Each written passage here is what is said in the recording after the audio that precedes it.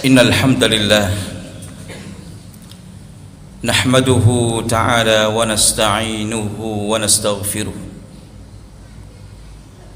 ونعوذ بالله من شرور أنفسنا ومن سيئات أعمالنا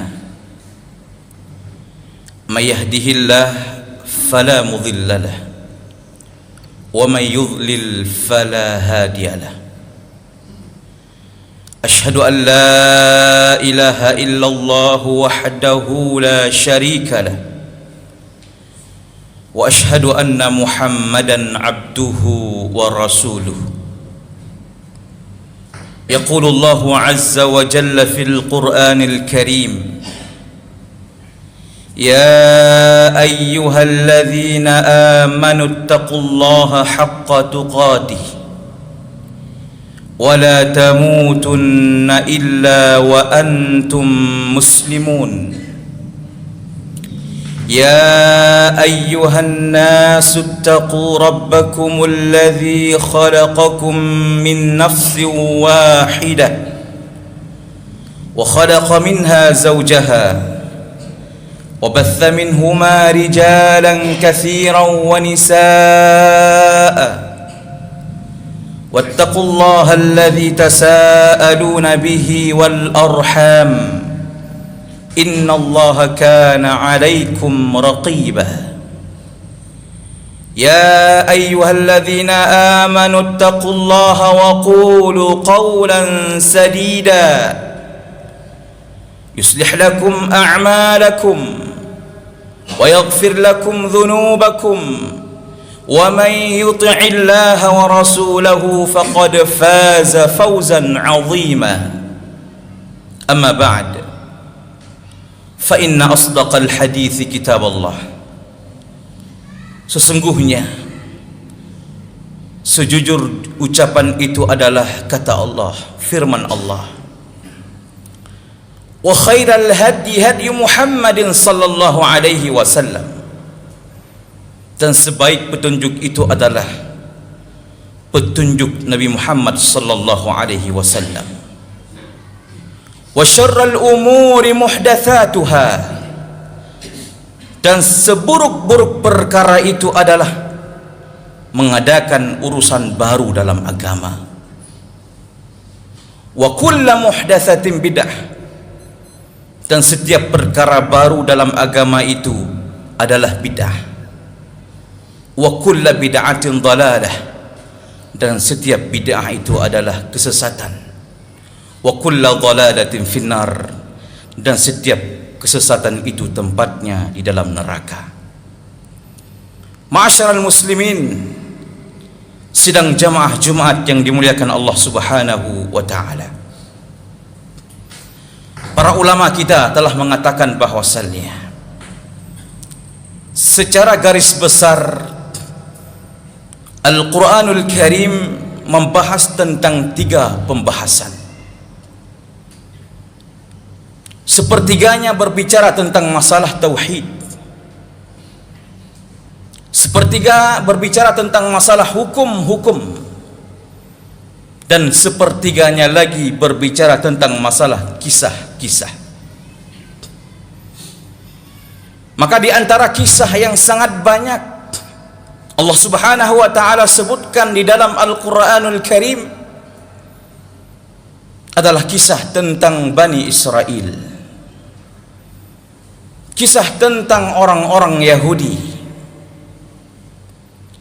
Sebagaimana kita ketahui kaum muslimin yang dirahmati Allah Subhanahu wa taala, Bani Israel atau Bani Israel atau orang-orang Yahudi dikenal sebagai manusia yang sangat membangkang terhadap perintah-perintah Allah Subhanahu wa taala dan membangkang terhadap rasul-rasul mereka. Mereka adalah manusia-manusia yang sangat membangkang, manusia-manusia yang sangat sering menyakiti nabi-nabi mereka. Maka di antara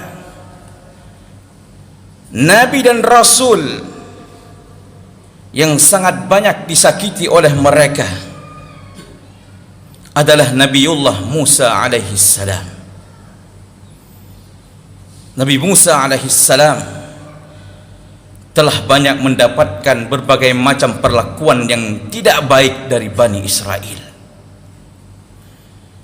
sehingga Nabi kita Muhammad sallallahu alaihi wasallam ketika beliau mendapatkan perlakuan yang tidak layak dari orang-orang kafir Quraisy dan orang-orang munafik ketika Rasulullah masih hidup, dan Rasulullah sallallahu alaihi wasallam mendakwakan kepada mereka, Rasulullah sallallahu alaihi wasallam senantiasa mengingat kepada Nabiullah Musa alaihi salam.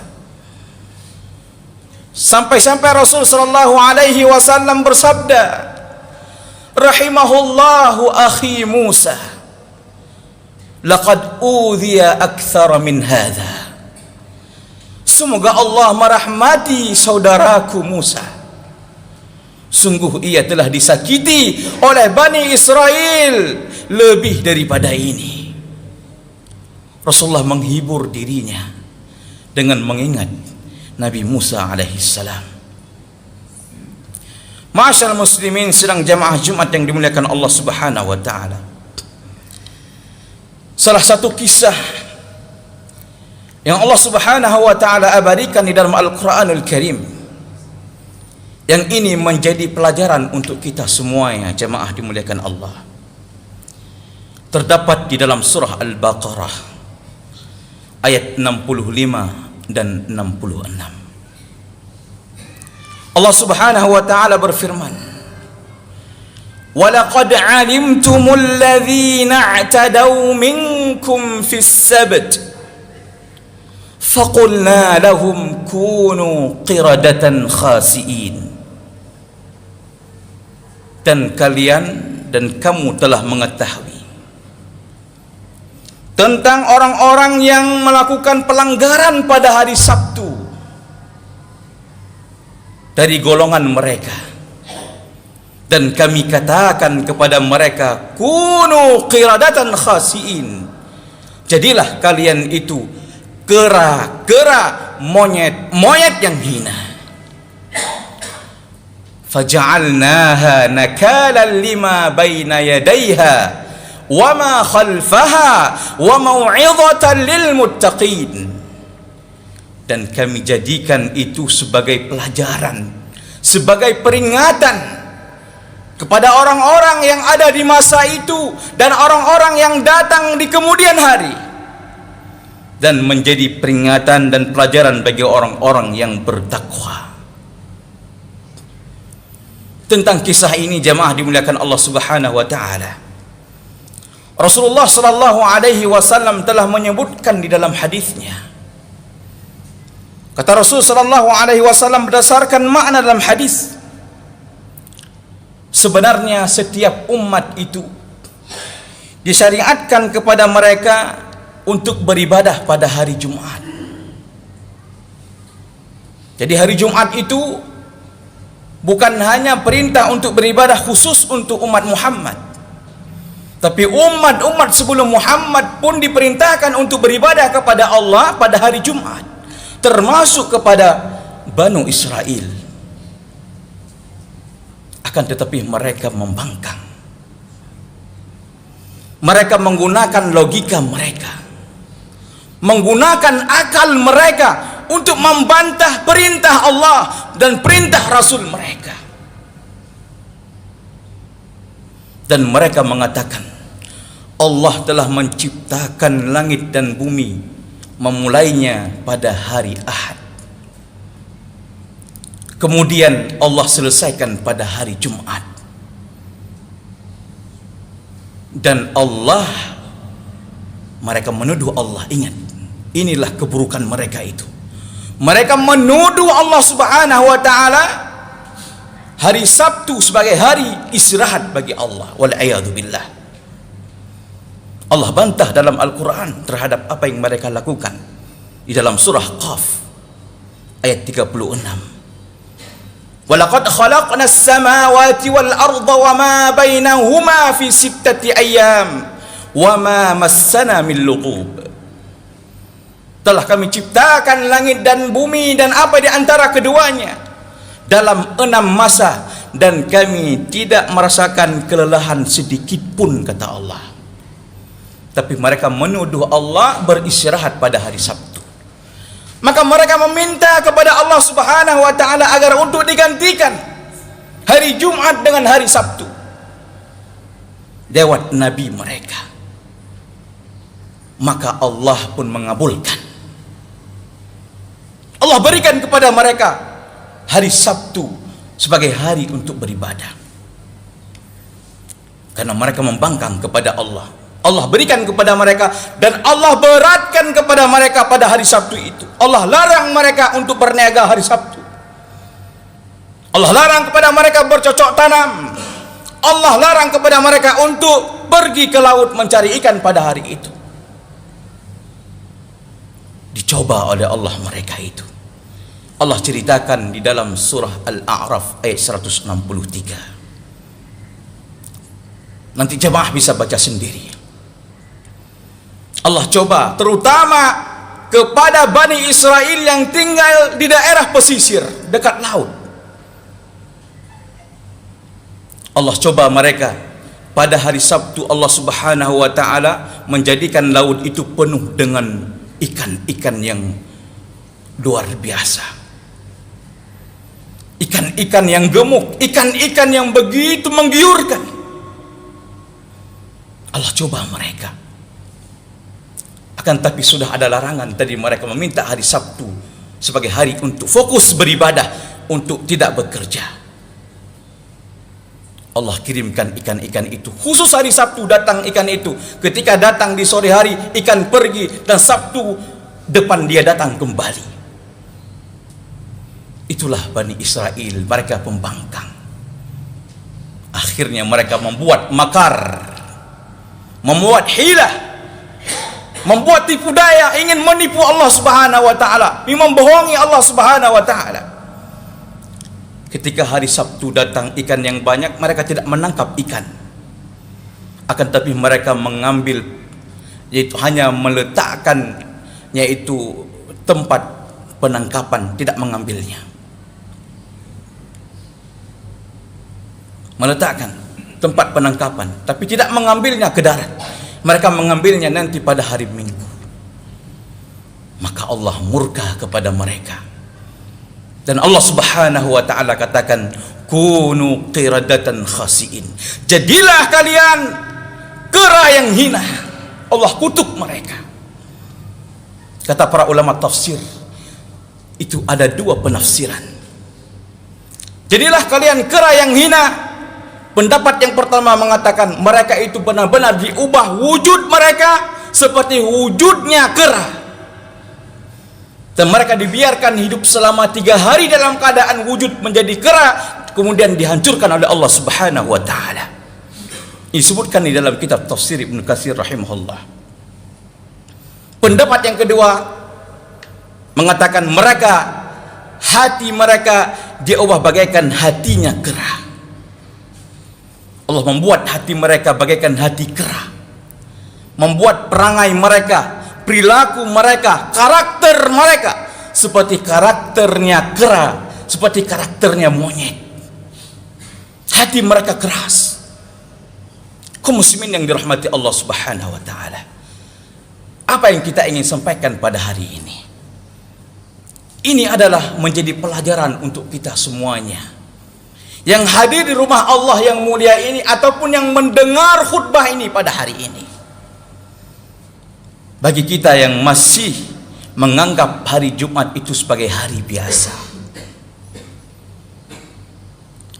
bagi kita yang belum bisa mengagungkan keagungan hari Jumat, Sayyidul Ayyam, penghulunya hari yang paling mulia.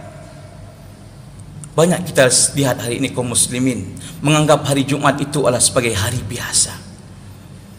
Ingat kaum muslimin, kalau kita menganggap hari Jumat ini seperti hari biasa, tidak ada, seakan-akan tidak ada keutamaan di dalamnya, ingat suatu saat barangkali Allah Subhanahu wa taala akan murka kepada kita.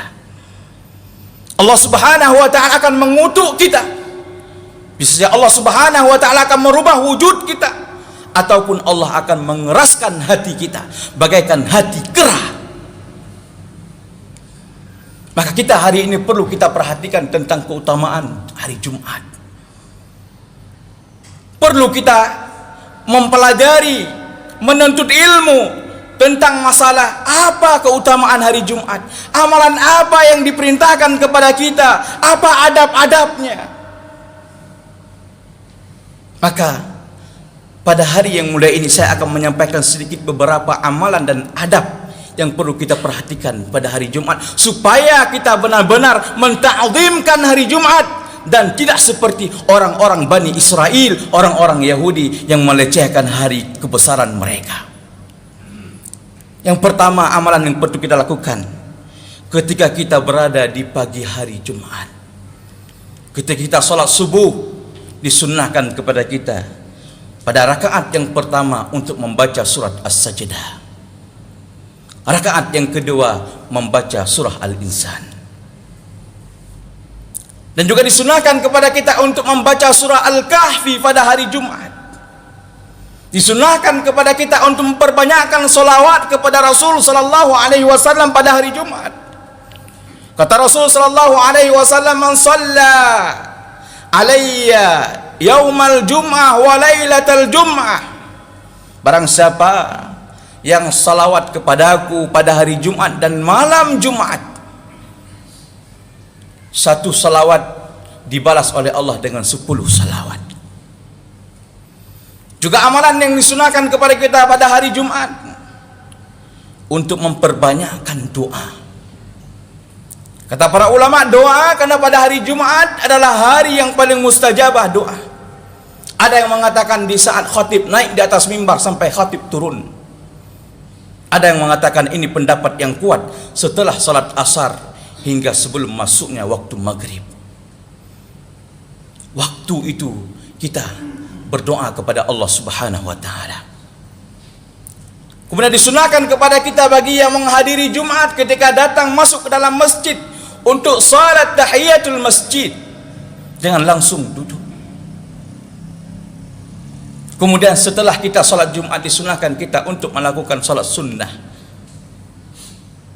Kemudian di antara adab yang Rasulullah sallallahu alaihi wasallam ajarkan kepada kita pada hari Jumat, sebelum datang menghadiri Jumat ke masjid disunahkan kita untuk mandi seperti mandi junub. Kemudian disunahkan kepada kita untuk memakai pakaian yang rapi, yang bagus, yang sopan.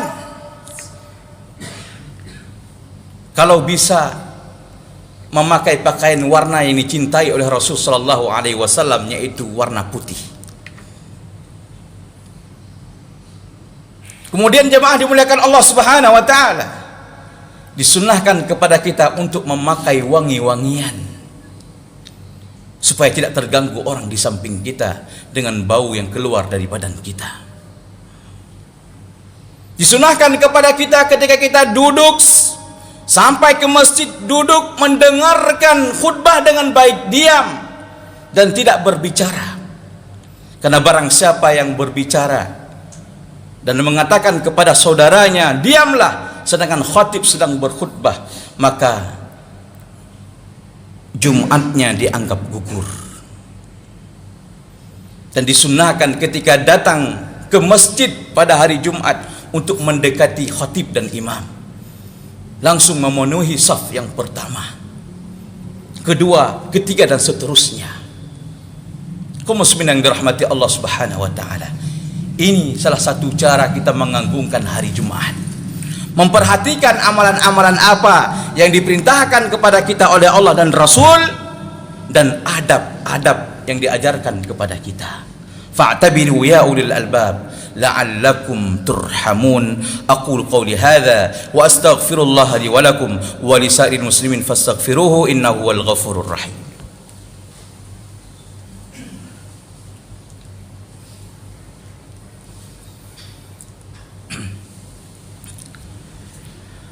Alhamdulillah wa kafa, wassalatu wassalamu ala ibadihi alladhina istafa.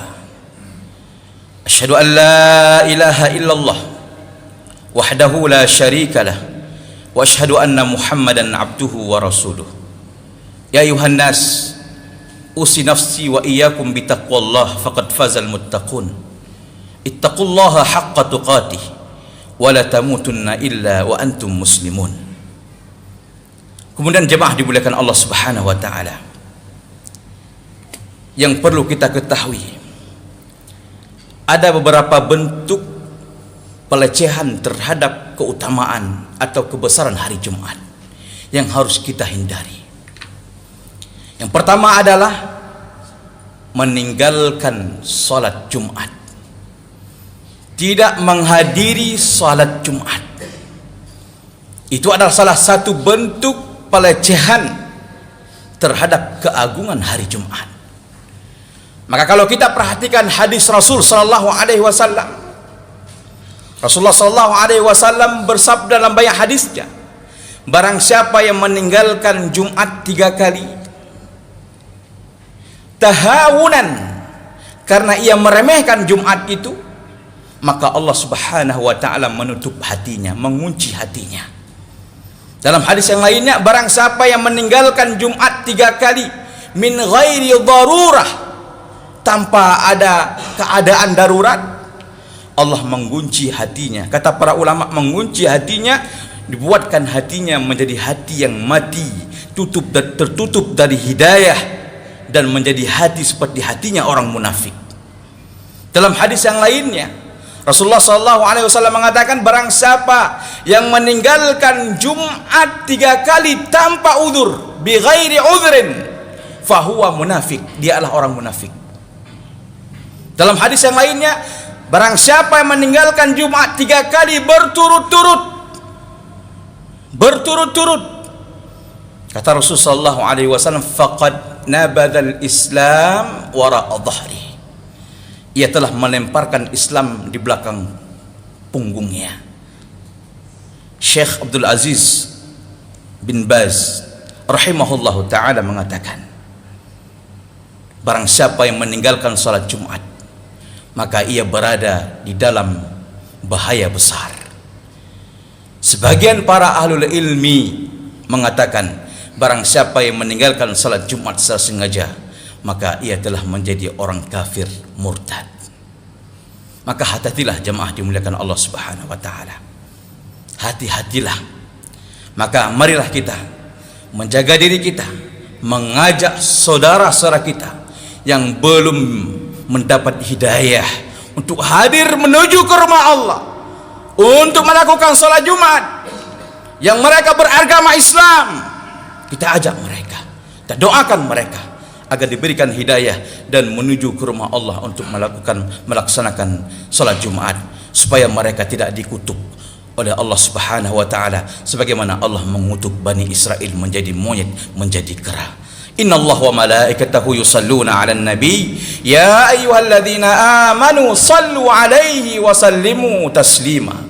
Allahumma ighfir lil muslimina wal muslimat wal mu'minina wal mu'minat al ahya'i minhum wal amwat birahmatika ya arhamar rahimin. Rabbana la tuzigh qulubana ba'da idh hadaitana wa hab lana min ladunka rahmah innaka antal wahhab. Rabbana zalamna anfusana wa in lam taghfir lana wa tarhamna lanakunanna minal khasirin. Rabbana atina fid dunya hasanah wa fil akhirati hasanah wa qina adzaban nar. Wa sallallahu wa sallama ala nabiyyina Muhammad wa ala alihi wa ashabi ajma'in. Aqimus salah.